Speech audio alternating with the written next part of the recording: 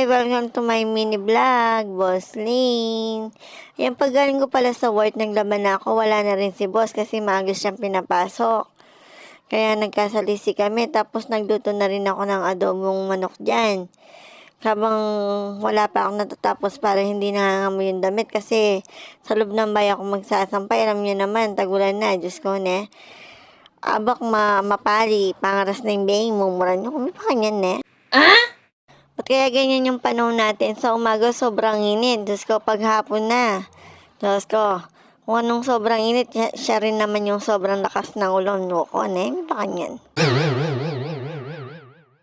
Kaya ingat-ingat po tayo. Yung, lalo na yung mga nagda-drive, yung mga nakasinggay. Diyos ko, madulas pa naman yung daan. O yan, tapos nagisa na rin ako ng bawang sibuyas dyan. Alam nyo naman, paka golden brown natin. Alam nyo naman yung boss natin.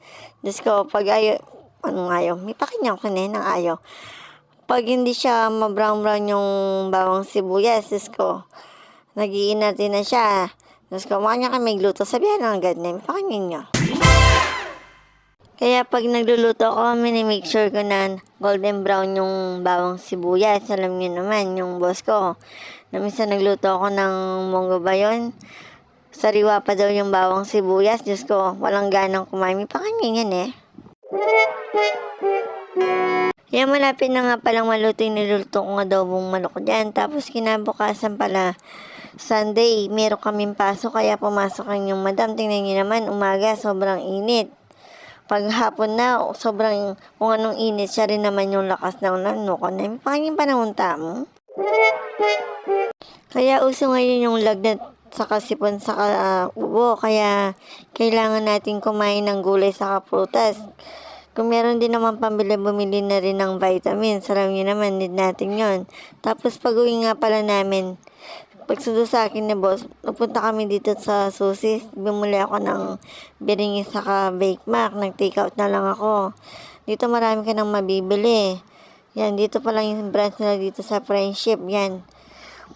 Masarap yung ano nila dito, yung biringi. Yun ang gustong gusto ko. Tapos, fast forward nga pala tayo. Kagabi ko pa ginawa yung liquid na yan para makatipid din tayo. Nakagawa ko ng 2 galon. Tapos yung tira ko, naglinis na rin ako ng CR namin. Alam niyo naman, ayoko na marami sa CR. Diyos ko. Alam ko, buritang marinat. Diyos ko, itang dugot. Pakanyan eh.